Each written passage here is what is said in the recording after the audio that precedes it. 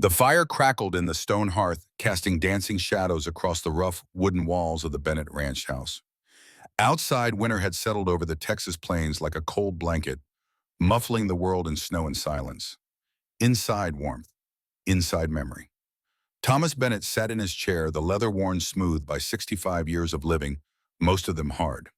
His hands gnarled and spotted with aridity rested on his knees. The knuckles were thick, swollen from decades of work, from building and breaking and holding on when letting go would have been easier.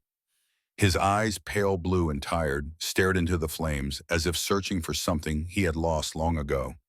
Across from him, his grandson Daniel perched on a wooden stool, 12 years old and full of questions. The boy had his mother's dark hair and his grandfather's searching eyes. He held a cup of warm milk in both hands, watching the old man with the kind of attention children give when they sense a story coming, the kind they will remember when they are old themselves. On the mantel above the fire, among the simple belongings of a simple life, sat a silver pocket watch. It caught the firelight and held it gleaming softly in the darkness. The watch never ticked. Its hands were frozen at 3:30, the moment time stopped mattering, to the man who once carried it. Daniel had noticed the watch many times before, had wondered about it in the way children wonder about things that seem important to adults. Tonight, the wondering became words.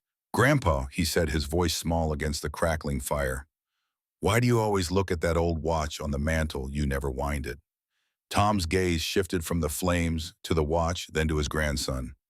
A lifetime passed behind his eyes in that moment. Battles fought and lost, choices made and regretted. Debts that could never be repaid. "That watch doesn't belong to me, boy," Tom said, his voice like gravel worn smooth by time and use. "It belongs to a man who deserved better than what this world gave him." "Then why do you keep it?" The question hung in the air between them. Tom took a breath, deep and slow, the kind of breath a man takes before diving into cold water. "Because some debts can't be paid with money," he said, "only with remembering." The door from the kitchen opened, and Sarah Whitmore stepped through, carrying 2 cups of coffee. At 26, she moved with the confidence of someone who had survived things that would have broken most people. Her dark hair was pulled back simply, and her eyes, green as spring grass, held both warmth and steel. A thin scar shaped like a crescent moon marked her right wrist. She never tried to hide it. "He's asking about the Whitmore watch, isn't he?" Sarah said, setting 1 cup beside Tom and keeping the other for herself. Tom nodded slowly. "Boy's old enough to know. Old enough to understand what it means to carry the weight of what you've done." Sarah settled into a chair near the fire, cradling her cup. She looked at Daniel with a gentleness that came from teaching children for years, from understanding how they learned, how they grew. "Are you going to tell him the whole story?" she asked Tom. "I reckon it's time." Daniel sat up straighter, sensing the shift in the room, the way the air grew heavier with importance. "What story?" Tom reached for his coffee, took a sip, gathering his thoughts like a man gathering kindling for a fire. When he spoke again, his voice carried the weight of confession. "This story isn't about heroes, boy. It's about a coward who got one chance to be something better, and how that chance almost killed everyone he loved." Sarah added softly, looking at the boy, "And the year I learned what forgiveness really costs." The fire popped. Outside, the wind whispered against the windows. Tom set down his cup and began. "It was the spring of 1869. I was 56 years old then, though I felt ancient. The war had been over for 4 years, but Texas was still bleeding from it, still trying to figure out what peace looked like when the ground was soaked with so much loss." His eyes grew distant, looking not at the fire but through it into the past. "I'd spent 8 years looking for something, someone. Every town I passed through, every auction I heard about, I'd go, searching. Most times I found nothing. But that day, that hot April morning, 20 miles outside of Brazos County, I found her." The scene shifted in his mind, became real again, solid as the chair beneath him. The barn was old, leaning slightly to one side like a drunk trying to stand straight. The wood was weathered gray gaps between the boards, letting in shafts of dusty sunlight that cut through the darkness like blades. The smell hit first. Sweat and fear and the particular sourness of human desperation. 50 people, maybe more, crowded inside. Men mostly rough-handed and hard-eyed, the kind who saw opportunity in other people's suffering. This was 1869, 4 years after the war supposedly ended slavery, but in the hidden corners of Texas, in barns like this one, far from the eyes of federal law, the trade continued. Different names now. Indentured servitude, debt bondage. Pretty words for ugly things. Tom Bennett stood at the back of the crowd, hat pulled low, trying not to be noticed. He wore a faded brown coat that had seen better decades and boots that were more patched than leather. His face was weathered, lined deep from sun and sorrow, and his jaw carried gray stubble he hadn't bothered to shave. He looked like what he was, a man worn down by life, held together by guilt and stubborn hope. The auctioneer stood on a raised platform, belly hanging over his belt, face red and sweating in the Texas heat. He gestured broadly as he spoke, voice carrying across the barn with practiced ease. Next one here, gentlemen. 17 years old, no husband, no family. He yanked forward a girl in chains. She stumbled, caught herself, stood with her head down. Her dress was tattered, stained with dirt, and worse. Her feet were bare, dusty. Her dark hair fell across her face like a curtain waiting to hide behind. The chains around her wrists were rusted old iron that had bound too many souls. Been sold 3 times already. The auctioneer continued, his tone almost apologetic, as if he were selling a lame horse. Won't talk, won't work much, but she's young, starting at $5. A man near the front spat tobacco juice into the dirt. What's wrong with her? She mute. The auctioneer shrugged. Won't talk, won't work, but she's young, might be good for other things. His smile was oil and rot. Laughter rippled through the crowd, the kind that made Tom's stomach turn. He studied the girl, this broken thing on display. Something about her pulled at him, some echo of recognition he couldn't quite place. Then she shifted and the chains clinked, and her right hand moved just enough. There on her wrist, barely visible beneath the iron cuff, he saw it. A scar, crescent-shaped, small but distinct. Tom's world stopped. 8 years collapsed into a single moment. He saw flames, heard screaming, felt the weight of a child in his arms, blood slick on his hands as he wrapped cloth around a wound, promising it wouldn't leave a mark. He had lied then. The scar remained. His hand went to his pocket, fingers closing around the last of his money. $20, everything he had. It was supposed to buy seed for spring planting, maybe some feed for the horses. Supposed to keep him alive through summer. But some things mattered more than staying alive. Tom's voice cut through the murmur of the crowd, steady and firm. I'll pay $20. Heads turned. The auctioneer blinked, surprised. 20 for this one, you sure, mister? I'm sure, Tom said, walking forward through the parting crowd. And I want her chains off before she leaves this barn. A man near Tom muttered to his companion, Bennett's gone soft, paying good money for damaged goods. His friend replied, maybe he's lonely. Wife died, 10 years back? Lonely enough to buy a girl young enough to be his daughter. That's sick. Tom stopped walking. His hand moved to his side, resting near the knife at his belt. He didn't draw it, didn't need to. His voice was quiet, but in the sudden silence everyone heard. Say that again where I can hear you clear. No one spoke. The man who'd commented suddenly found the ground very interesting. Tom continued forward, reaching the platform. He counted out $20 in worn bills and coins, placing them in the auctioneer's sweaty palm. The man counted it twice, then nodded to his assistant, who unlocked the chains. They fell away with a clatter. Tom stepped closer to the girl, close enough to see the details the crowd couldn't. The bruise on her cheek faded to yellow-green, the hollow beneath her eyes. The way she held herself perfectly still, like prey, hoping the predator would lose interest. He kept his voice low, meant only for her. Sarah Whitmore, I know who you are, and I know what they did to your family. Her head snapped up. For the first time, she looked at him directly. Her eyes were green, startling against the dirt on her face, wide with shock, narrow with suspicion. She didn't speak, but her expression asked 1,000 questions. Tom stepped back, gestured to the barn door. Come on, let's get out of here. She hesitated, then followed, because what choice did she have? Better the devil offering freedom than the devil with chains. Outside, the sunlight was blinding after the darkness of the barn. Sarah blinked, raised a hand to shade her eyes. Tom led her to where 2 horses waited tied to a post. One was his, a sturdy roan gelding that had carried him through years of searching. The other was smaller, a mare he'd borrowed, hoping against hope he'd find what he was looking for. He helped Sarah onto the mare. She moved stiffly, every muscle remembering pain. When she was mounted, Tom swung onto his own horse, and they rode, leaving the barn and its horrors behind. They traveled in silence for the first hour. The road was little more than a dirt track winding through mesquite and dry grass. The sun climbed higher, turning the air thick and hot. Dust rose from the horses' hooves, coating everything in fine grit. Tom kept glancing back at Sarah. She rode with her head down, hands gripping the reins like they were the only solid thing in the world. The scar on her wrist caught the light every time the horse moved. When they reached a large oak tree offering shade, Tom pulled up. "We'll rest here." He dismounted, tied the horses, and pulled a canteen from his saddlebag. He walked over to Sarah, who had not dismounted, who sat frozen on the horse, as if movement might shatter her. "Drink," he said, offering the canteen. "It's a long ride to the ranch." She looked at the canteen at him, suspicion written in every line of her body. Finally, slowly, she took it. Her hands shook as she brought it to her lips, took one small sip, then another. When she handed it back, she spoke for the first time since the barn. Her voice was rough from disuse, but sharp as broken glass.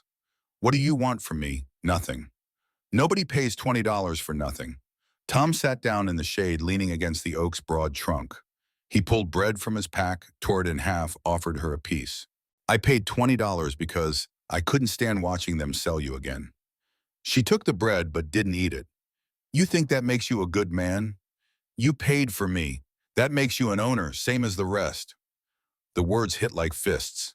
Tom absorbed them, nodded slowly. "Then leave, right now. Take the horse, take the water, go wherever you want." Sarah's eyes flashed. "And go where I have nothing. No family, no home, no—" She stopped. Her hands were shaking, the bread crumbling between her fingers. She looked away, jaw clenched against emotion. Tom waited, giving her time. When he spoke again, his voice was gentle but firm.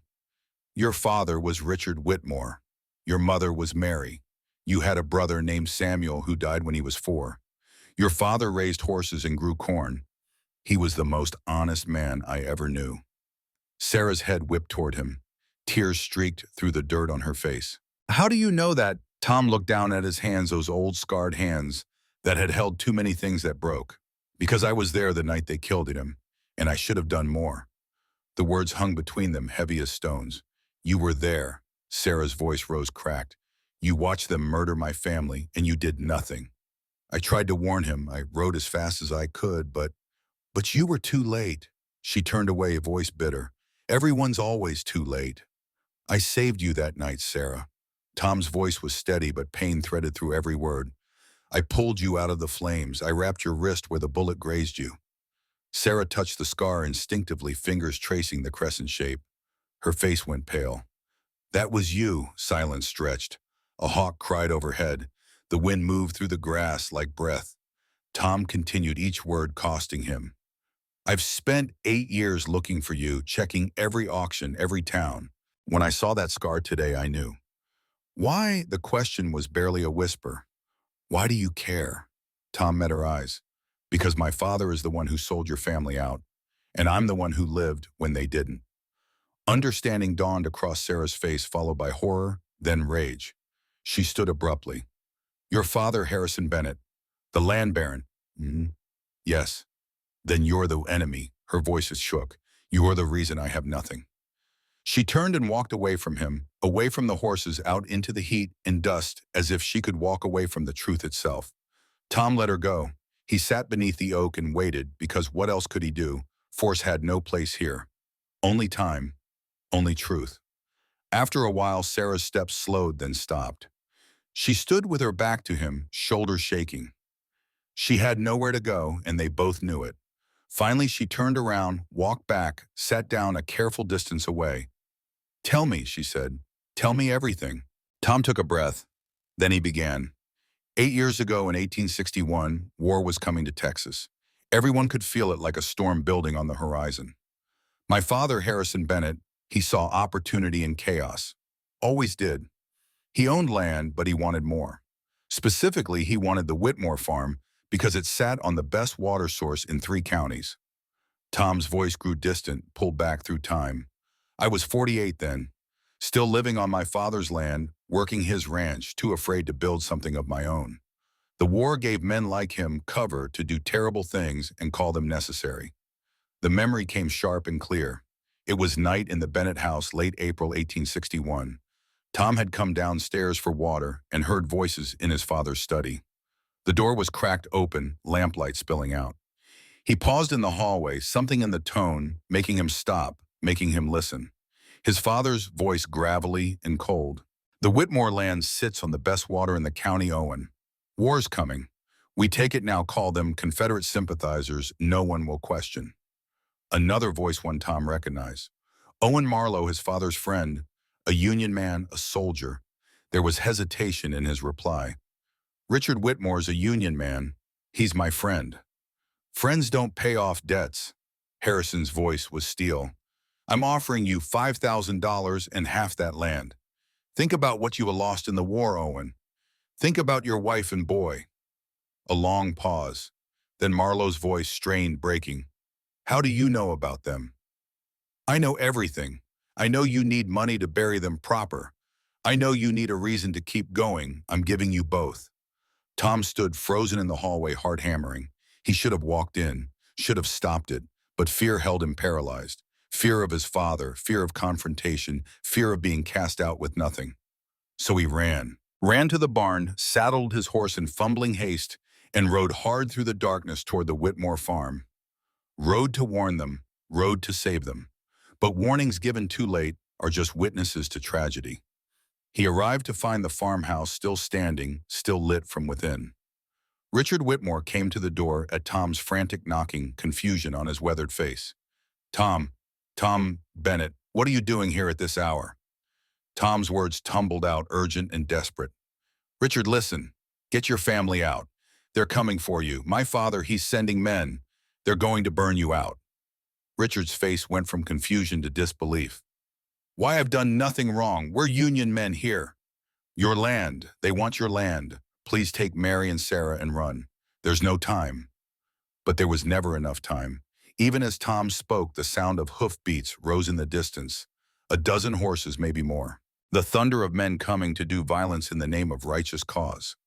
Richard grabbed Tom's shoulder. Get Sarah. She's in the barn with the horses. Get her out.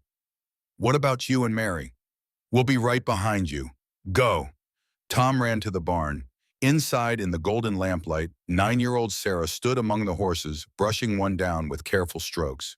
She looked up when Tom burst in, startled. Mr. Bennett, what's wrong? We have to go, Sarah, now. He reached for her hand, but she stepped back, confused. Outside, voices rose, shouting. Mary Whitmore's scream cut through the night. Mama, Sarah started toward the barn door. Tom caught her, held her back. No, your father said to get you out. That's what I'm doing. The barn door burst open. Flames already licked at the farmhouse behind the silhouettes of mounted men. At their head, Owen Marlowe sat straight in the saddle, torch in hand, face twisted with grief and determination. Richard Whitmore, Marlowe's voice carried across the yard. You're accused of treason against the Union. Richard stood on his porch, Mary beside him. Owen Marlowe, you know that's a lie. Marlowe's voice shook. I have orders. Step aside. Owen, we fought together. Our sons played together. My son is dead, Richard. The words were torn from Marlowe's throat. Dead because I was off fighting while Confederate raiders burned my home. That's not my fault. Killing me won't bring him back. Marlowe raised his pistol. Firelight glinted on the barrel. No, but it'll pay for his gravestone. The shot echoed across the farm. Richard fell. Mary screamed and ran to him. Marlowe signaled, and his men threw torches. The house caught fast, dry wood and old thatch, eager for flame. Tom watched from the barn, hand over Sarah's mouth, to keep her quiet, keep her safe. She struggled against him, trying to scream, trying to run to her parents. He held her tight, heart breaking with every second. The fire spread. Smoke filled the barn. Tom made a decision, the kind that haunts a man forever. He couldn't fight 12 armed men. Couldn't save Richard and Mary. But he could save Sarah.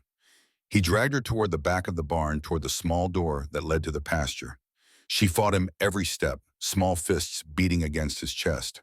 A shot rang out. The bullet went wide but caught Sarah's wrist, tearing through skin. She cried out in pain and shock.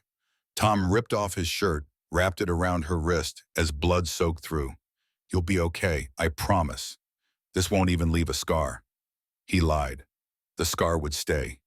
He pulled her through the door into the chaos of panicked horses and smoke. The pond sat just beyond the paddock. He half-carried, half-dragged Sarah there, pushed through the reeds to the water's edge. "Stay here," he whispered urgently. "Stay quiet. I'll come back for you." "Don't leave me." Her voice was small, terrified. "I have to. If they see me with you, they'll know. Stay hidden. I'll come back." Another lie, though he didn't know it yet.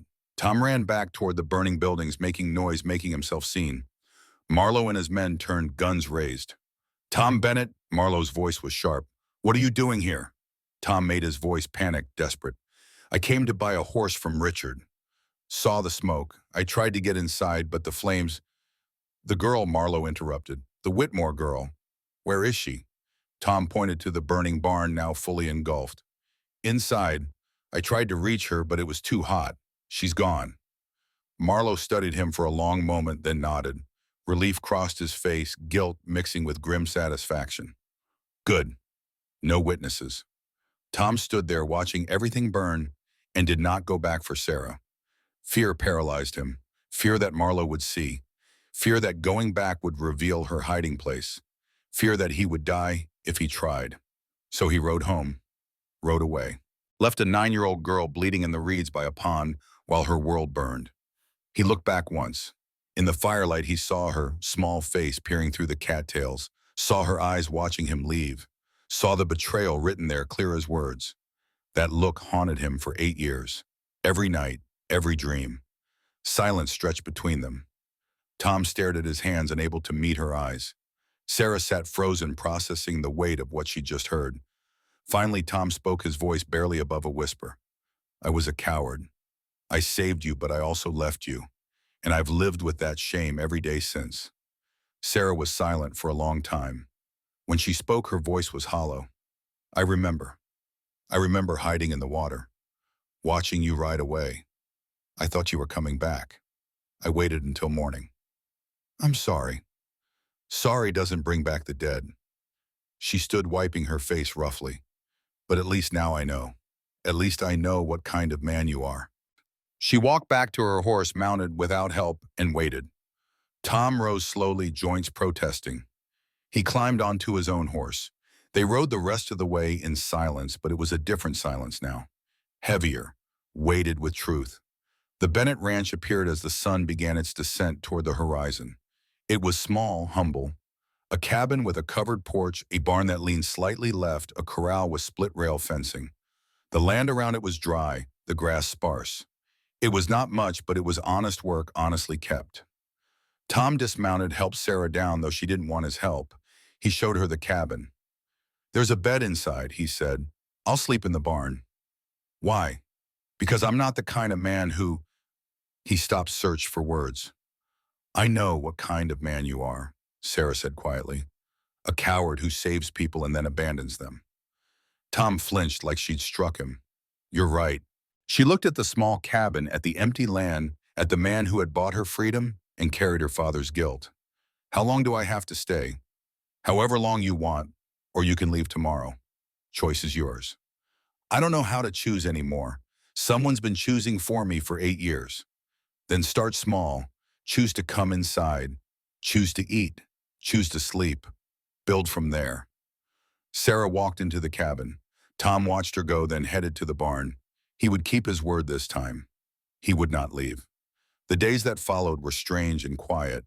Sarah moved through the ranch like a ghost, doing chores without being asked. She fed the horses, hauled water, scrubbed the floor until her hands cracked and bled. Tom worked from dawn to dusk, mending fences, patching the roof, doing the endless tasks that kept a ranch from falling into ruin. They barely spoke. When they did, the conversations were brief, functional. "Where do you want this?" "By the trough." "Thank you." Silence. But on the third night, as Sarah cooked simple food over the stove and Tom sat at the rough table, something shifted. Sarah placed a plate in front of him, then stood there hesitant. "You don't have to do that," Tom said. "Then what am I supposed to do?" "Whatever you want." "I don't know what I want." Her voice rose, frustration breaking through. "I've been told what to do for 8 years, so I don't know how to want things anymore." Tom set down his fork. "Then start small. What did you want to do before that night? Before everything changed?" Sarah's anger deflated. She sat down across from him, suddenly tired. I wanted to read. My father was teaching me. I have books, not many, but some. Why? The question burst out. Why are you being nice to me? Because I owe your father and I owe you. You can't pay back the dead. Her voice was flat. And you can't buy my forgiveness for $20. Tom nodded slowly. I know. But I can try to live in a way that honors them. That's all I have.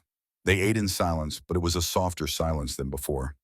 On the fourth morning, everything changed again. The sound of horses woke them both. Tom grabbed his rifle, stepped onto the porch. Sarah followed, keeping behind him. Three riders approached, dust rising from their horses' hooves. At the front rode a man Tom recognized immediately, Sheriff Owen Marlowe. Older now, grayer with a long scar down his left cheek. Behind him, two deputies, young and nervous. Marlowe dismounted slowly, deliberately. His eyes swept the ranch, then landed on Sarah, standing in the doorway. His gaze caught on her wrist, on the crescent scar visible even from a distance. For just a moment, his face went pale. Recognition, shock, fear. Then the mask slammed down. His expression became cold, controlled. Tom Bennett, Marlowe said, voice casual, dangerous. Heard you bought yourself a girl at the auction. Tom kept his rifle across his shoulder, ready, but not threatening. Bought her freedom, Owen. Not her. That right, Marlowe walked closer, his hand resting on the pistol at his hip. What's your name, girl? Sarah said nothing. She doesn't have to answer you, Tom said. Marlowe laughed, but there was no humor in it. Protective, aren't we? Tell me Tom does. She know who you really are. I've told her everything. Everything, Marlowe's eyes glittered. Did you tell her how you watched her daddy die and did nothing? Sarah stepped forward, voice cold and clear. He told me, Carmo. He also told me you're the one who pulled the trigger. Marlowe's face hardened. He studied Sarah more closely, seeing past the dirt and age to the girl she had been, the girl he thought had burned. Careful, girl. Making accusations against a sheriff is dangerous. Only if they're lies. And who'd believe a girl who's been sold 3 times a girl with no papers, no proof, no... That's enough, Owen. Tom stepped between them. State your business or leave. Marlowe's smile was thin and sharp. My business is keeping the peace, and I hear you're harboring someone who might be trouble. She's under my protection. Protection from what? She's free now, right? So she can leave anytime she wants. She chooses to stay. Choices can change, Tom. Remember that. Marlowe walked closer, voice dropping low, meant only for Tom to hear. You remember what happened to the last Whitmore who crossed me. You remember the smell of that barn burning.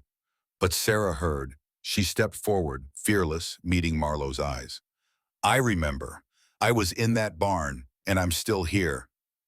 For a moment, Marlowe's mask slipped completely. His face went slack with shock. You're supposed to be dead. Disappointed.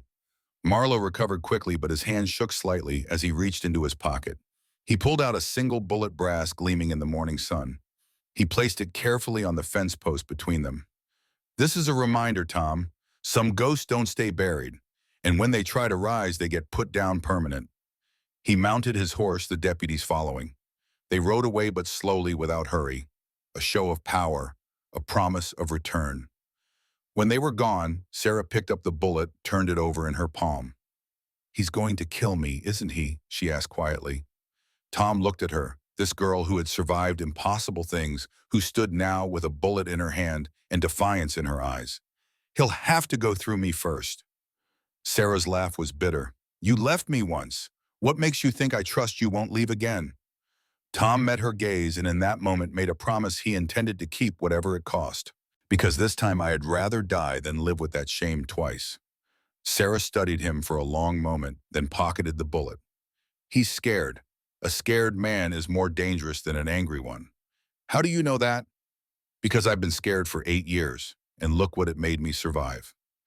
That night, the silence between them changed again.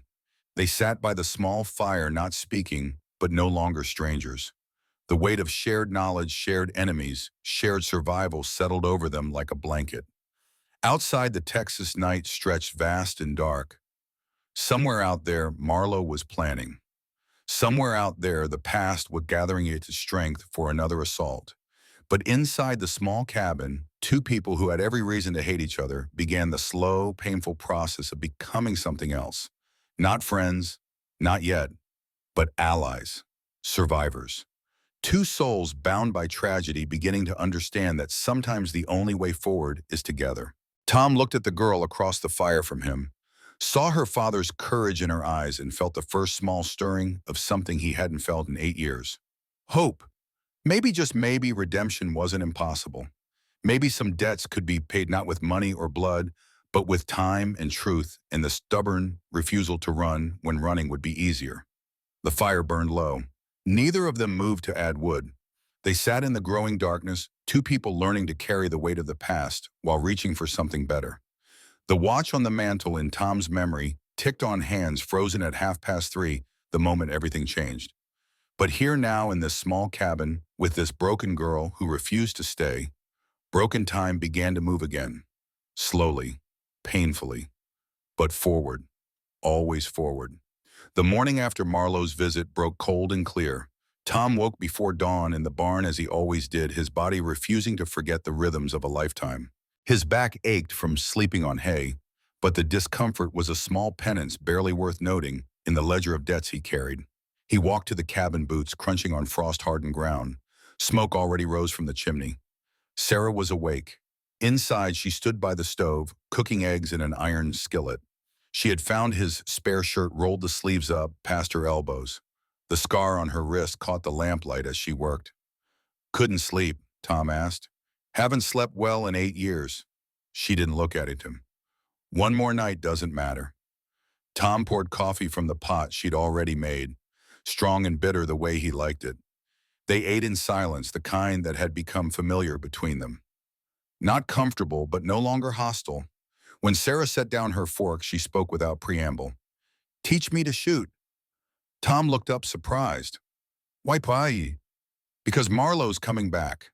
We both know it, and I won't die helpless. Well, Sarah, I can protect. Like you protected me before." The words were sharp, but not cruel, just honest. "I need to protect myself." Tom studied her face, saw the determination there, the steel core that had kept her alive through years that would have broken most people. He nodded slowly. "All right, but understand something first. Learning to shoot isn't just learning to pull a trigger. It's accepting that you might have to kill. That's a weight that never leaves." "I already carry weight that never leaves," Sarah said. "At least this weight will keep me breathing." After breakfast, they walked to the area behind the barn where Tom had set up practice targets over the years. Wooden planks nailed to posts, faded circles painted on their surfaces. He handed Sarah his spare pistol, a Colt revolver that had seen better days, but still fired true. "Hold it like this," he said, demonstrating. "Firm, but not tight. The gun's got its own weight, its own balance. You work with it, not against it." Sarah took the pistol. Her hands shook slightly. The metal was heavier than she'd expected, cold and solid and purposeful. "It's heavy. It's supposed to be. Reminds you that what you're doing has weight." She raised the gun, aimed at the nearest target. "Have you killed anyone?" The question hung in the air between them. Tom took a moment before answering. "In the war, yes, more than I care to remember." "Do you remember their faces?" "Every single one." Sarah absorbed this, then asked, "Does it get easier?" "No, and you should worry if it does." She pulled the trigger. The shot went wide, hitting dirt 3 feet left of the target. The recoil startled her, made her step back. 5 more shots, 5 more misses. "I can't do this." Frustration bled into her voice. Tom stepped beside her, his voice calm and steady. "You're thinking too much. Don't think about hitting the target. Think about what you're protecting." "What am I protecting?" "Your right to live without fear." Sarah took a breath, centered herself. She raised the gun again, this time focusing not on the target, but on the feeling beneath her ribs. The small flame of determination that had kept her alive when staying alive seemed pointless. She fired. The bullet struck the edge of the target, splitting wood. Her eyes went wide. "I did it." Tom smiled, the first genuine smile she'd seen from him. "You did." "It felt good. Is that wrong?" "No, feeling powerful after feeling powerless, that's not wrong. That's human." They practiced for another hour until Sarah's hands were steady and her aim was true more often than not. When they walked back to the cabin, something had shifted between them. Not trust, not yet, but the beginning of partnership. As they put away the guns, Tom said quietly, "Your father would be proud." Sarah paused, then replied, "Would he? I just learned to kill." "No, you learned to fight back. There's a difference." That afternoon, Tom suggested they visit Martha Hayes. She lives about 3 miles from here, knows everything that happens in this county. If Marlowe's planning something, Martha will have heard whispers. They rode through the afternoon heat, the landscape unchanging around them, mesquite and dust and the occasional hawk circling overhead. When they reached Martha's property, Tom pulled up his horse and studied the small farmhouse with something like reverence. The house was modest but well kept, with a covered porch and a vegetable garden that showed the care of experienced hands. An old woman sat in a rocking chair on the porch, a shotgun resting across her lap like a sleeping cat. She was black, her face lined deep with age and wisdom, her gray hair pulled back in a simple knot. Martha Hayes had survived 62 years in Texas, which meant she had survived things that would have killed weaker souls twice over. "Tom Bennett," Martha called out as they approached, her voice strong despite her years. "Ain't seen you in a year. And you brought company." Tom dismounted, helped Sarah down. "Martha, this is Sarah Whitmore."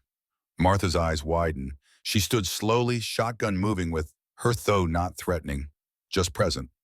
"Whitmore as in Richard Whitmore." "He was my father," Sarah said quietly. Martha walked down the porch steps, moving closer. She studied Sarah's face with the intensity of someone reading a book they'd thought was lost forever. "Child, I thought you died in that fire 8 years back." "A lot of people thought that." Martha looked at Tom, then back at Sarah. Something passed between the old woman and the girl, a recognition of shared survival, of understanding what it meant to endure. "Come inside," Martha said. "We'll have tea, and you'll tell me how the Bennett boy finally grew a spine." The inside of Martha's house was simple but comfortable. Chairs with worn cushions, a table scrubbed clean, herbs hanging from the rafters to dry. Martha put a kettle on the stove and pulled down 3 cups that didn't match but were clean and serviceable. "So," Martha said, settling into her chair with a grace that defied her age, "the Bennett boy finally grew a spine, did he?" Tom winced. "Martha, hush, I'm talking to the girl." She turned to Sarah. "You know his daddy owed me land." Sarah shook her head. "Promised me 40 acres after the war if I kept quiet about what I saw. Never paid. Died in a ditch drunk 2 years back." "I'll make that right, Martha," Tom interjected. "I've been working on getting the deed transferred." "I don't want your pity, Tom. I want your honesty." Martha fixed him with a look that could strip paint. "Why'd you bring her here?" Tom explained Marlowe's visit, the threat the bullet left on the fence post. As he talked, Martha's expression grew darker, the lines around her mouth deepening. When he finished, Martha set her teacup down hard enough that it rattled. "Owen Marlowe, that man's got more blood on his hands than a butcher." "You know him," Sarah leaned forward. "Know him, child. I saw what he did to your farm. Watched from the ridge that night. Couldn't do nothing but watch, but I saw." Sarah's breath caught. "You were there, you saw. Saw your daddy fall. Saw your mama try to shield you. Saw the whole place go up in flames like hell itself had come to earth." Martha's voice was steady, but pain threaded through every word. "Then you can testify." Hope flared in Sarah's voice. Martha's laugh was bitter, the sound of someone who had learned hard lessons about justice. "Testify, girl. I'm a black woman in Texas. My testimony ain't worth spit in any courtroom. They'd sooner hang me for making accusations than listen to what I have to say." The hope died in Sarah's eyes, replaced by familiar resignation. "Then what do we do?" Martha reached across the table, took Sarah's hands in her own. Her grip was firm, calloused from a lifetime of work, warm with human connection. "You survive. That's what we do. We survive until we can do more than survive. I'm tired of just surviving." "Good." Martha squeezed her hands. "That's when you start living." The old woman stood, walked to a shelf, and pulled down a folded newspaper yellowed with age. She spread it on the table. The date read April 1861. The headline, "Tragic Fire Claims Whitmore Family." "This here's the only record that your family ever existed. No mention of murder, no investigation, just a tragic accident." Martha's finger traced the words. "Owen Marlowe made sure of that." Sarah read the article, her face growing pale. So he got away with it. For now, but lies don't stay buried forever. They got a way of rising up when you least expect. Tom spoke up. Martha, do you know why Marlo's so desperate? It's been 8 years. Why come after Sarah now? Martha sat back down, her expression thoughtful. I've been asking myself the same question. Near as I can figure, Marlo's been building his reputation all this time. Became sheriff, got power, got respect. Having a witness show up after 8 years that threatens everything he's built. But it's more than that, Sarah said slowly. He looked scared when he saw me. Not just angry, scared. Smart girl, Martha nodded. Scared men are the most dangerous kind. They got everything to lose and nothing left to lose it with. They talked for another hour, Martha sharing what she knew about Marlo's movements, his allies, his weaknesses. When the sun began its descent toward evening, Tom and Sarah prepared to leave. At the door, Martha pulled Sarah aside. Child, you listening to me? Yes, ma'am. Your hands shake when you hold that teacup. You scared? Sarah hesitated, then nodded. Good. Fear keeps you sharp. Don't try to be brave. Be smart. I fought scared for 60 years. I'm still here. You will be too. How do you know? Martha smiled, and for a moment the weight of years lifted from her face. Because you got the look. The look of someone who's decided they'd rather die on their feet than live on their knees. I know that look. I wore it myself once. As they rode back toward the ranch, the sky painted orange and red by the setting sun, Sarah turned to Tom. She's remarkable. She is. Strongest person I've ever known. You think we have a chance against Marlo? Tom considered the question carefully. I think we have the truth. Whether that's enough, I don't know, but it's more than we had yesterday. They rode in silence for a while, then Sarah asked, Tom, why did your father owe Martha land? Tom's jaw tightened. My father made a lot of promises during the war.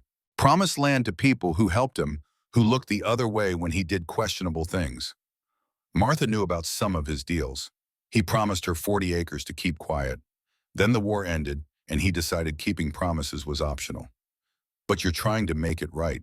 Trying. Whether I succeed is another matter. It's more than most people would do. It's the least I can do.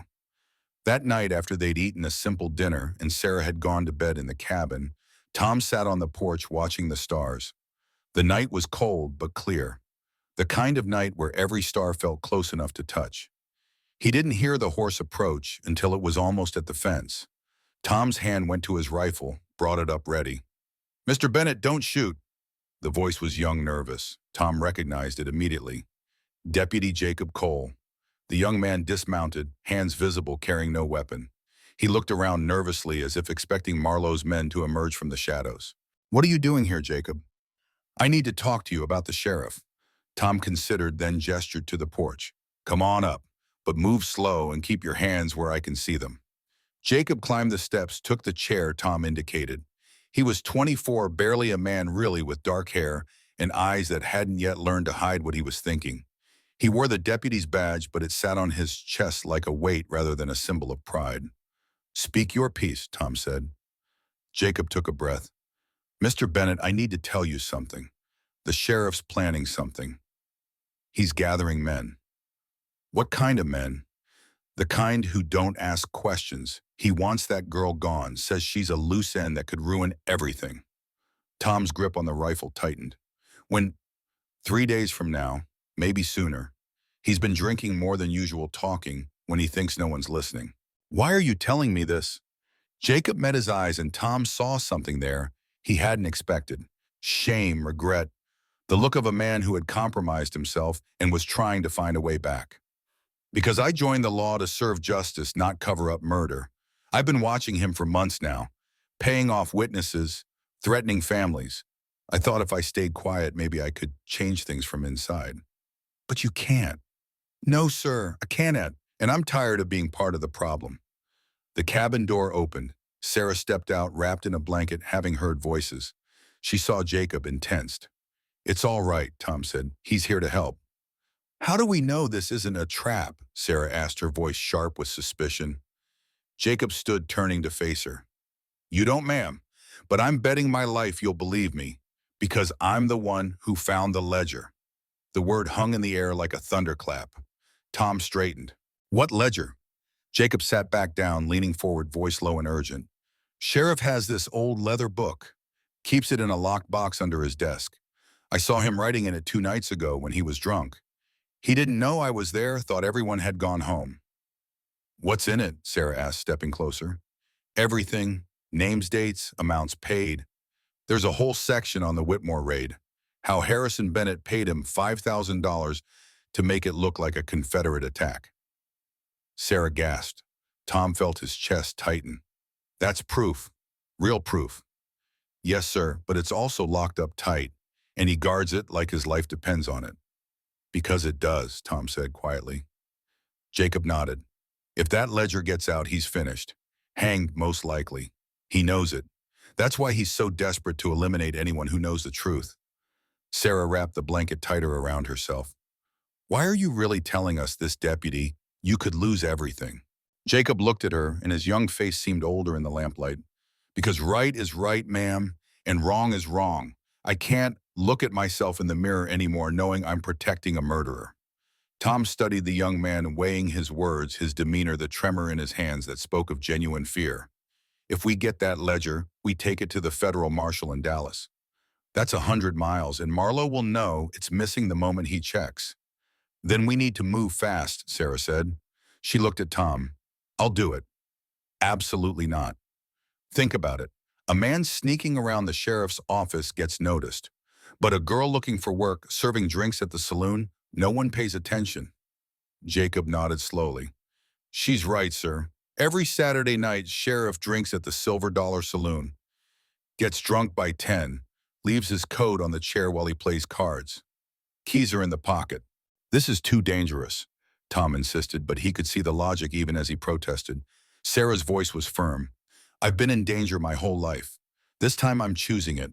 This time, it means something. They planned through the night, the three of them huddled on the porch, speaking in whispers. Martha arrived near dawn, having ridden through the darkness when Jacob sent word, her shotgun across her lap and determination in her eyes. You think I'm going to miss the chance to watch Marlowe burn, she said by way of greeting. I've waited 8 years for this. The next 3 days passed in preparation. Martha coached Sarah on how to move in a saloon, how to deflect attention, how to keep her eyes down while seeing everything. Tom taught her to pick simple locks, a skill he'd learned during the war that he'd never thought he'd need again. Jacob came and went like a ghost, bringing information, updates on Marlowe's movements, sketches of the sheriff's office layout. The young deputy's commitment to their cause grew stronger each day, as if betraying his corrupt sheriff was the first truly honest thing he'd done in years. Saturday night arrived too quickly and not quickly enough. Sarah dressed in the cleanest dress Martha could provide, nothing fancy but respectable.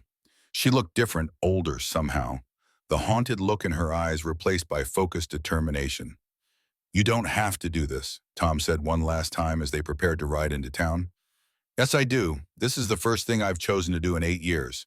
Don't take that from me. Martha squeezed Sarah's hand. Remember what I taught you. You're invisible until you're not.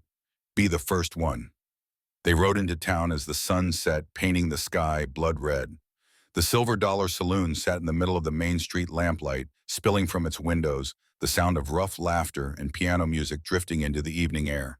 Tom, Martha, and Jacob took positions around the building, watching, waiting. Sarah squared her shoulders, took a breath, and walked through the saloon doors alone.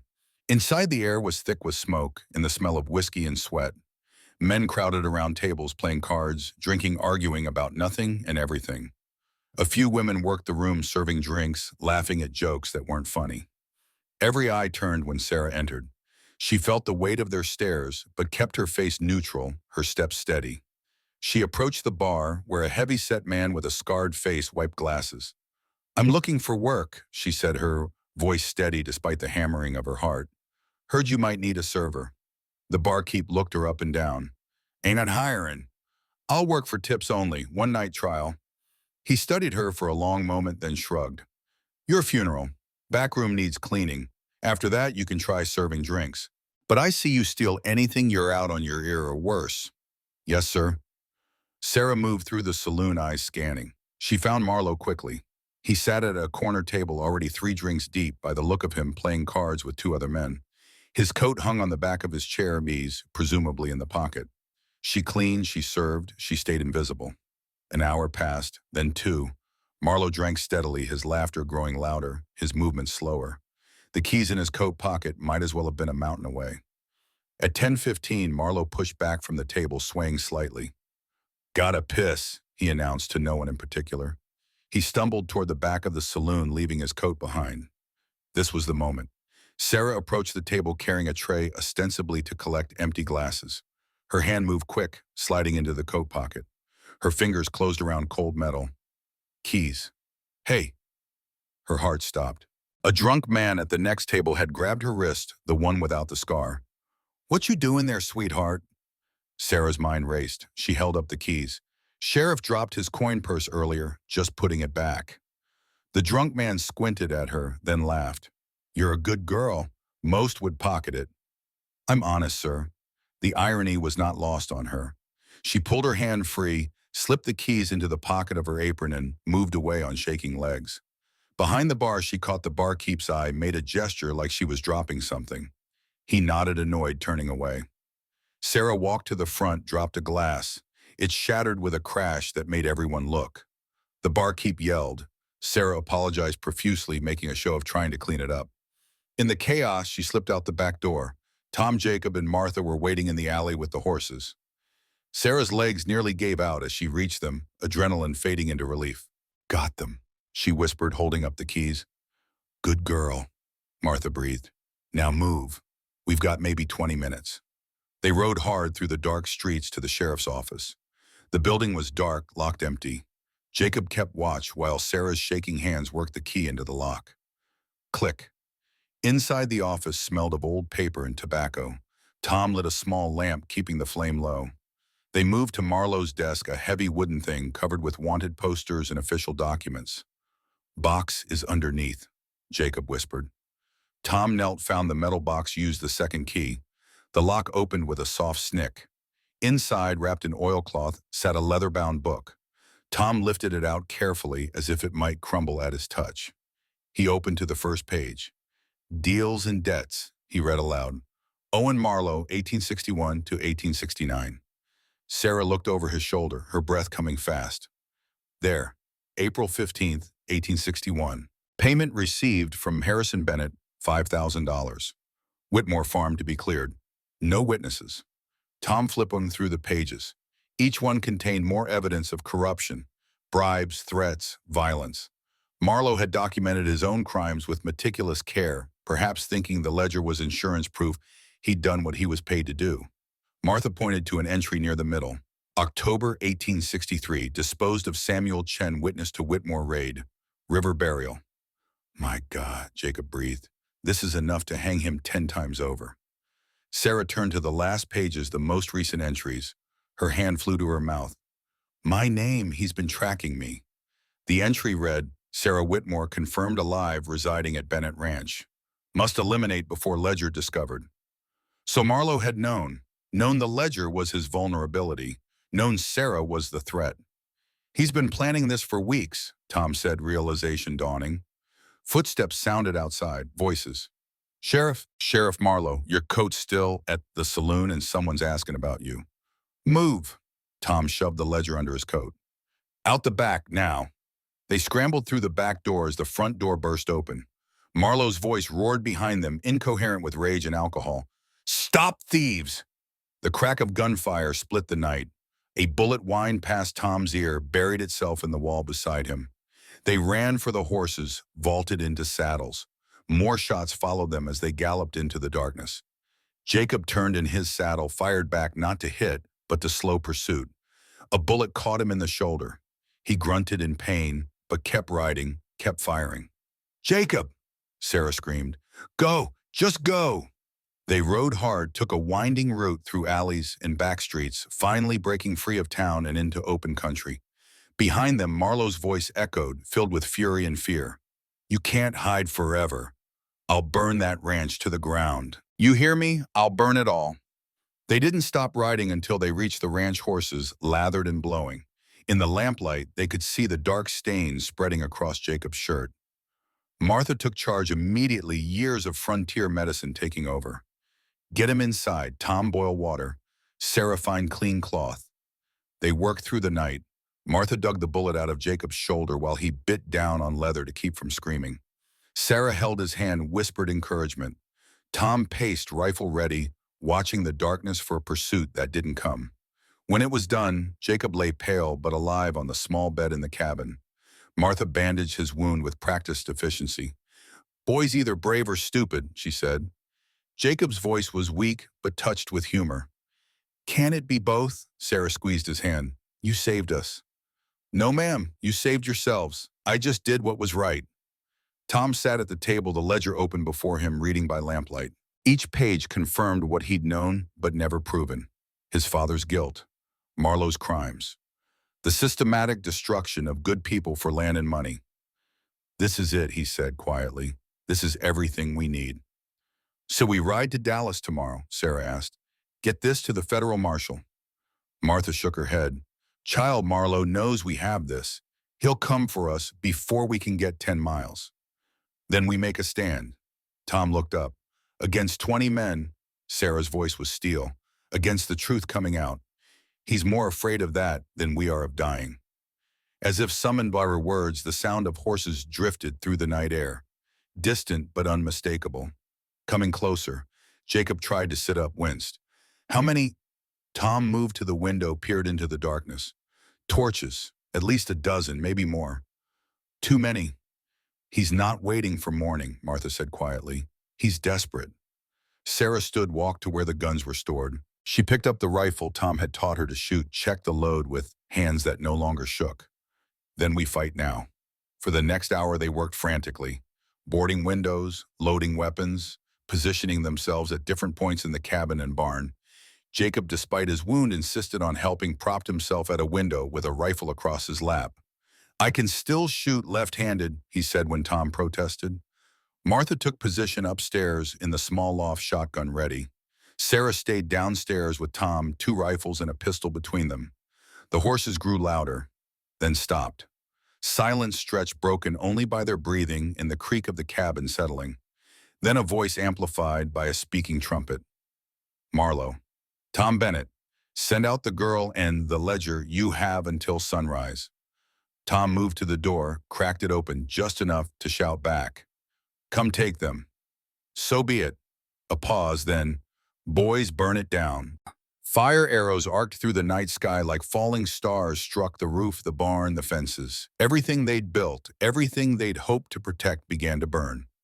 Sarah stood beside Tom, rifle raised, face illuminated by flames. No running this time. Tom looked at her, this girl who had surveyed impossible things, who stood now ready to fight impossible odds. No running. Good. She aimed at a shadow moving between the fires. Because I'm done running too. The first shot of the siege echoed across the Texas night, followed by another and another. The battle had begun. And somewhere in the chaos of fire and bullets, in the desperation of survival, and the fierce determination not to die quietly, 4 people who had every reason to give up chose instead to fight. For truth, for justice, for the simple right to live without fear. The night was far from over, and morning, when it came, would bring either freedom or death. But in that moment, fighting back to back against the darkness, they were no longer victims. They were survivors, choosing to become something more. The fire arrows fell like judgment from heaven, trailing smoke and sparks across the darkness. They struck the roof of the cabin, the barn, the fence posts. Everything that could burn began to burn. Tom fired through the window, the rifle kick familiar against his shoulder. He couldn't see who he was shooting at, only shadows moving between flames, shapes of men who had come to kill in the name of keeping secrets buried. Beside him, Sarah worked the lever of her rifle with mechanical precision, each shot deliberate. She had learned well in their brief days of practice. Fear made her hands steady rather than shake. Some people broke under pressure. Others became what they needed to be. Martha's shotgun boomed from the loft above, the sound enormous in the confined space. A scream answered from outside. One less attacker. How many down? Martha called. Jacob, pale and sweating from his wounds, squinted through his window. 3, maybe 4, at least 15 more. We can't hold forever, Sarah said, not panicking, just stating fact. Tom ejected, spent shells reloaded. We don't have to hold forever, just until the marshal arrives. Sarah's head whipped toward him. What marshal? Jacob spoke up, voice tight with pain. I sent a telegram yesterday morning, before the saloon. Federal Marshal James Howard. Told him about corruption, possible murder evidence. He should be here by noon if he took me serious. If he comes, Tom said. He'll come, Jacob insisted. I've met the man. He's honest. He'll come. Another volley of fire arrows. The roof blazed, now flames eating through old shingles. Smoke began to fill the cabin, despite the wet blankets they'd hung. We need to move to the barn, Martha said, coughing. Can't breathe in here much longer. The barn's on fire too, Tom replied. Less so. And it's got 2 exits. We're trapped in here. Tom knew she was right. He looked at Jacob. Can you move? I can crawl if I have to. Martha, cover us. Sarah, help Jacob. I'll carry the ledger and ammunition. They moved fast, bursting out the back door, while Martha laid down covering fire that drove Marlowe's men to ground. The 20 yards to the barn felt like 20 miles. Bullets kicked up dirt around their feet. The heat from the flames was intense, stealing breath. They tumbled through the barn door. Tom slammed it shut, barred it with a heavy beam. The barn was larger than the cabin, with a loft full of hay that would go up like tinder if fire reached it. But for now, it offered more space, more angles, more options. Spread out, Tom ordered. Jacob, can you climb to the loft? Yes, sir. Martha, you're the best shot. Take the loft with him. Sarah, you're with me down here. We hold until dawn. They took positions. The battle settled into a rhythm. Attack and defend. Fire and reload. The world narrowed to the next shot, the next breath, the next moment of staying alive. Hours passed, though time lost meaning. The darkness began to gray at the edges. Dawn was coming slow and inexorable as redemption. Then Marlowe's voice cut through the gunfire, raw and desperate. Cease fire, hold your fire. The shooting stopped. In the sudden silence, the crackle of flames seemed obscenely loud. Tom Bennett, this is madness. We're all gonna die out here. Tom didn't respond, didn't give away his position. Marlowe tried again. We can deal. You give me the ledger, I let you all walk away, no more killing. Sarah looked at Tom, question in her eyes. He shook his head. Marlowe's word was worth less than smoke. I know you can hear me. Think about the girl. Think about Martha and that boy deputy. You want their blood on your hands too. The words were calculated to wound, and they succeeded. Tom felt the weight of responsibility pressing down, threatening to crush him. Sarah whispered, he's trying to make you doubt. I know. Don't let him. Tom moved to a gap in the barn wall, shouted back. You want the ledger, Owen, come and take it. Silence for a long moment. Then Marlowe's voice, again different now, not angry, broken. Tom, I can't let you leave. You know that. You know what's in that book. I'll hang. I'll hang for what I did. You should hang, you murdered good people. I know. The anguish in Marlowe's voice was genuine, shocking in its rawness. I know what I did. You think I don't see their faces. You think I sleep at night. Tom hesitated. This wasn't the voice of a man playing games. This was the voice of a man being torn apart by guilt. Then surrender, Owen. Face justice like a man. Justice, there's no justice for men like me. Only rope and judgment. That's what you earned. Another long pause. Then Marlowe spoke again, and this time his voice was closer. Moving. Maybe you're right. Maybe I did earn it. But I can't face it, Tom. I'm not that strong. Owen, don't do something you'll regret. Too late for that. 20 years too late. Tom saw movement through the gap. Marlowe alone, walking toward the barn. No gun drawn, just walking. The first light of dawn silhouetted him against the burning cabin behind. He's coming, Tom said quietly. Nobody shoot unless I give the word. Marlowe reached the barn door. Tom, I'm coming in, just me, just to talk. The door is barred. Then unbar it. Let me say my piece, then you can shoot me if you want. Tom looked at Sarah. She shook her head violently, but something in Tom's gut told him this was necessary. This conversation, 8 years in the making. He moved to the door, lifted the beam, pushed it open. Marlowe stood in the doorway, backlit by flames, his face haggard and aged beyond his 48 years. His gun belt hung empty. His hands were at his sides. Can I come in? Slowly, Marlowe stepped inside. The barn door stayed open behind him, escape available if this was a trap. But Marlowe made no move toward violence. He just stood there, swaying slightly exhausted beyond measure. "Where's the girl?" he asked. Sarah stepped forward from the shadows, rifle trained on his chest. "Right here." Marlowe looked at her, really looked at her, and something in his face crumbled. "You look like your mother. She was kind to my boy once, back before the war, before everything went to hell." "Don't," Sarah said, voice hard. "Don't talk about my mother." "I killed her," Marlowe said simply. "I killed your father too, and I've lived with it every day since." "Good. I hope it eats you alive." "It has." Marlowe's voice broke. "It has, and I'm tired. I'm so tired of running from it." Tom moved closer, a rifle ready but not quite aimed. "Why'd you do it, Owen? Why'd you kill Richard? He was your friend." Marlowe laughed, a sound devoid of humor. "You want to know why? Because I was broken. Because Confederate raiders burned my home while I was off fighting for the Union. Killed my wife. Killed my 7-year-old boy. And I needed someone to blame. I needed someone to pay for pain that had no price." "So you made innocent people pay," Sarah said. "Yes, your father had land I wanted, land Harrison Bennett wanted, and Harrison offered me enough money to start over, to build something new from the ashes. I told myself I was doing what I had to do to survive. You murdered them for money." "No." Marlowe looked at her directly. "I murdered them because I was drowning in grief, and anger had become the only thing keeping me afloat. The money was just the excuse I used to live with myself." The words hung in the air, honest in their horror. Tom spoke quietly. "That doesn't make it right, Owen." "I know. Nothing makes it right." Marlowe's eyes were wet now. "I see them every night. Your father begging me to spare his family. Your mother trying to shield you from bullets. My own wife and son burning. They're all there every time I close my eyes." "Then why keep killing?" Sarah demanded. "Samuel Chen. Others. Why not stop?" "Because stopping meant admitting what I'd become, and I wasn't strong enough for that." Marlowe looked down at his empty hands. "I thought if I just kept going, kept building power and reputation, eventually the past would matter less than the present. But it doesn't work that way, does it?" "No," Tom said. "It doesn't." Marlowe raised his head, looked at Sarah. "I'm sorry. I know that's worth less than nothing. But I'm sorry for what I took from you. Sorry I turned you into an orphan.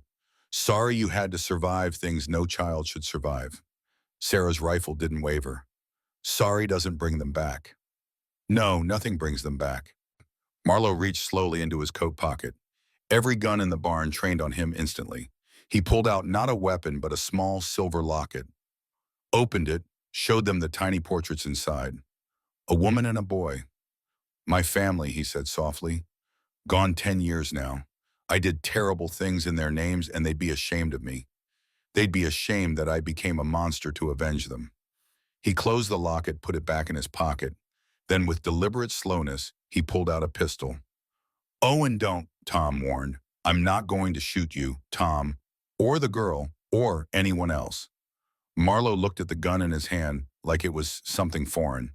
"I'm just tired, so tired, and there's only one way I can see to make the pain stop." "Owen, wait." But Marlowe raised the gun not toward them, toward himself. The shot that rang out wasn't from Marlowe's gun. It came from the loft. Jacob, wounded and weak, had fired true. The bullet knocked the pistol from Marlowe's hand, sent it spinning across the barn floor. Jacob's voice was strained but firm. "Sheriff Owen Marlowe, you're under arrest." Marlowe looked at his empty hand, then up at the loft where Jacob aimed down at him. Something like relief crossed his face. For what, boy? Murder, corruption, conspiracy, and being too much of a coward to face justice like a man. The sound of hoofbeats froze everyone in place. Many horses, coming fast. Tom's heart sank. Reinforcements for Marlowe. They'd held out all night only to lose at dawn. But the voice that called out wasn't one of Marlowe's men. "Federal Marshal, hold your fire. This is United States law." Through the smoke and morning light, 8 riders approached. At their head, a man in his 50s wearing a badge that caught the rising sun. Marshal James Howard, square-jawed and steady-eyed, the kind of man who looked like he'd never told a lie in his life. "What in God's name is happening here?" Howard demanded, surveying the burning buildings the men scattered around the property, the standoff in the barn. Jacob called down, "Marshal Howard, Deputy Jacob Cole, sir. We have evidence of murder and corruption. Sheriff Owen Marlowe is the primary suspect." Howard dismounted, walked forward carefully. His deputies spread out, covering Marlowe's men, who were now caught between two fires and considering whether dying for a corrupt sheriff was worth it. Most decided it wasn't. Guns lowered, hands raised. Sarah stepped forward, still holding the ledger Tom had given her when Marlowe entered. "Marshal, this is proof. 8 years of crimes all documented." Howard took the ledger, opened it, began to read. His face grew progressively darker as he turned pages. "Marshal," Marlowe said quietly, "I surrender. But I want to make a statement. I want to confess. Not for mercy, I don't deserve mercy, but so the record's clear." Howard looked at him with something like pity. "Owen Marlowe, you're under arrest for conspiracy to commit murder, corruption, and about 15 other charges I'll think of on the way to Dallas." He gestured to his deputies. "Bind him, gently. Man looks like a strong wind would break him." As they put irons on Marlowe's wrists, the former sheriff looked at Sarah one last time. "Miss Whitmore," he said, "I don't ask for forgiveness. I don't deserve it. But I want you to know that what I did to your family, it destroyed me too. Sometimes the worst punishment isn't death. It's living with what you've done." Sarah met his eyes. Her voice was steady, cold, final. "Then I hope you live a long time, Sheriff. I hope you have decades to think about what you took from me, and I hope it never gets easier." Marlowe nodded slowly. "Thank you." "For what?" "For not letting me take the easy way out." They led him away. The frame shifted, time collapsing forward. Tom's voice, older now, speaking from 9 years in the future. Back in the ranch house in 1878, the fire crackling, young Daniel leaning forward with wide-eyed, "Grandpa, you survived. You all survived." "We did," Tom said quietly. "Though surviving and living are different things. We learned that in the days that followed." Sarah, sitting in her chair, added, "The hardest part wasn't the battle, Daniel. It was what came after. Learning to live with what we'd done, what we'd seen." Tom nodded. The marshal took Marlowe to Dallas. Trial lasted 3 weeks. Every crime in that ledger was investigated. Families who'd lost land got it back. People who'd been threatened came forward. "And Marlowe?" Daniel asked. "Hanged in August 1870, Tom said flatly. "I didn't attend, neither did Sarah. His death didn't bring peace, just an ending." Sarah looked at the boy. "Do you understand, Daniel? Revenge doesn't heal wounds. Justice closes chapters, but it doesn't erase what was written." "Then what does?" Sarah smiled sadly. "Time, work, choosing to live instead of just survive." Tom continued the story, his voice gentle. In the weeks after Marlowe's arrest, the ranch slowly rebuilt. Jacob's wounds healed, though he'd carry scars and stiffness in his shoulder for the rest of his life. Martha got her 40 acres, the deed transferred legal and proper, and she planted crops that first summer with hands that had waited 62 years to work their own soil. Tom and Sarah rebuilt the cabin together. Neither spoke much as they worked, but the labor itself became a kind of conversation. Sawing boards, hammering nails, raising walls, each action a small defiance against destruction. One afternoon, 2 weeks after the siege, Sarah found Tom behind the barn carving something from oak wood. 2 crosses, simple but carefully made. "For my parents?" she asked. Tom nodded. "Thought it was time they had something proper, a place to visit if not to bury." Sarah knelt beside him, running her fingers over the smooth wood. "What will you write?" "I thought you should choose the words." That evening they planted the crosses on a small rise overlooking the ranch. Tom had carved what Sarah requested. "Richard Whitmore, honest man, loving father. Mary Whitmore, beloved wife and mother." Sarah knelt before them, placed the silver pocket watch at the base of her father's cross. Tom started to protest. "I thought you'd want to keep it." "No," Sarah said firmly. "It belongs here with them. I don't need it to remember." Tom stood beside her, hat in hand. "Your father would be proud of who you've become." "Would he?" Sarah's voice was uncertain. "I killed 2 men during the siege. I can still see their faces when I close my eyes. You defended your life. There's a difference between murder and self-defense." "Is there?" "I don't feel different. I just feel older, like I aged 20 years in one night." Tom sat down beside her on the grass. That's the cut. We age in moments, not years. The moment your innocence ends, the moment you realize the world isn't fair, the moment you take a life to save your own. Those moments change us. They sat in silence watching the sun set over Texas plains that had seen so much blood and still grew grass, still held life. Finally, Sarah spoke. Tom, you asked me once if I could forgive you. You don't have to answer that. I know, but I want to. She paused, gathering words. I can't forget what happened. Can't forget that you left me in those reeds while everything burned. That image is burned into my memory as sure as the scars on my wrist. Tom nodded, accepting the truth. But, Sarah continued, I also can't forget that you came back, that you spent 8 years looking for me, that you stood between me and Marlowe's guns, that you taught me to fight back instead of just endure. That doesn't erase what I did. No, but maybe it balances a little. She turned to look at him. I don't know if what I feel is forgiveness, but it's something. It's knowing that you're trying. And maybe that's enough for now. Tom's eyes were wet. Thank you. For what? For giving me a reason to try. The seasons turned. Summer gave way to fall, fall to winter, winter to spring.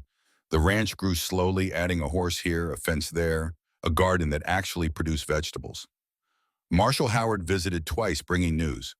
The Ledger had exposed a network of corruption spanning 3 counties. 17 officials had been arrested. Land was being returned to families who'd been cheated. The work would take years, but justice was moving forward slow, as stones rolling uphill, but moving nonetheless. Jacob came by often, no longer a deputy, but a U.S. Marshals investigator working for Howard. The work suited him, hunting down corruption instead of protecting it. His wound had healed mostly, though his shoulder still ached in cold weather, a permanent reminder of the price of doing right.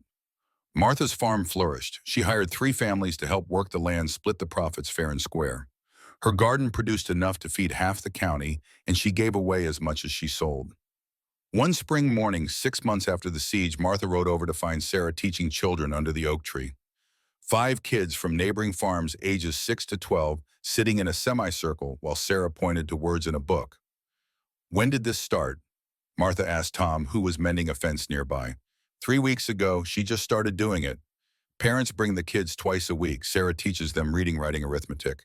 Won't take payment. She's got your father's gift, Martha observed.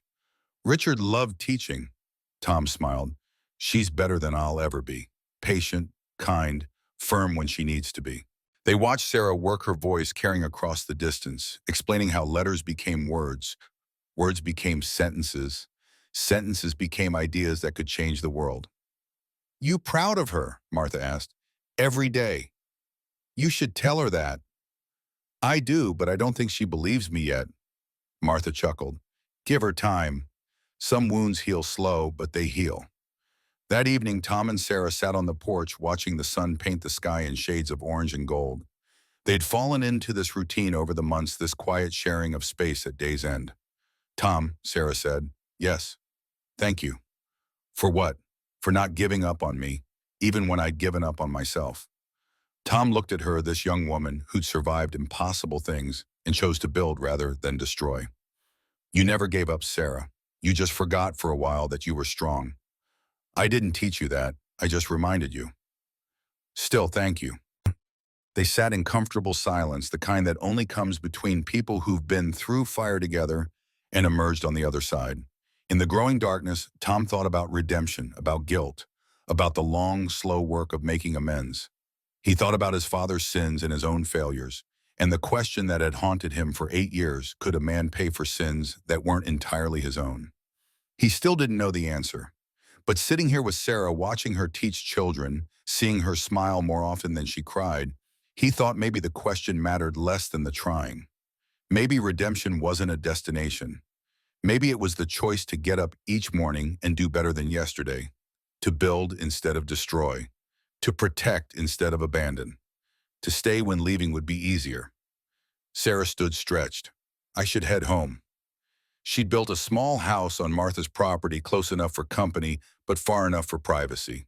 It was modest, but hers, the first thing she'd truly owned since childhood. You need anything? Tom asked. No, I'm good. See you tomorrow. I'll be here. Sarah paused at the steps, turned back. Tom, one more thing. Yes, I'm glad you found me, even with everything that happened, all the pain and fear and fire. I'm glad you bought my freedom that day. Glad you gave me a chance to live instead of just survive. Tom's throat tightened. I'm glad I found you too. She smiled, then rode off into the gathering night. Tom sat alone on the porch listening to the sounds of evening. Crickets, wind, the distant call of an owl, the sounds of a world at peace, at least for now. He thought of Richard Whitmore, his last words. Save my daughter. Tom had tried, failed, tried again. And somehow, against all odds, Sarah had been saved. Not by him alone, but by Martha's strength, Jacob's courage, and most importantly, by Sarah's own refusal to break. The frame shifted one final time, returning to winter 1878, the warmth of the fire, the presence of family. Daniel looked at his grandfather with new eyes. Grandpa, did you ever forgive yourself? Tom smiled softly. I'm still working on it, boy. Every day I'm still working on it. Is it getting easier? Some days. Other days I wake up and remember that little girl hiding in the reeds watching me ride away.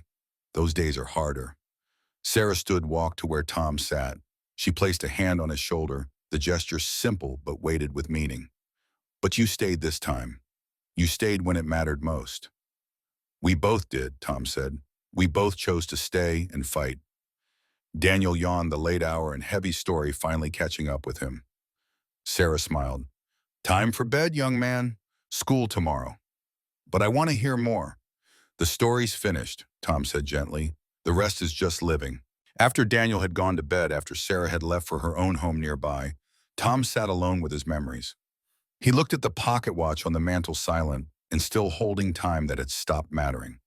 He thought about Owen Marlowe hanged for his crimes, about Harrison Bennett dead in a ditch, his legacy one of greed and betrayal, about Richard Whitmore murdered for water rights and buried in an unmarked grave until Tom had given him something better.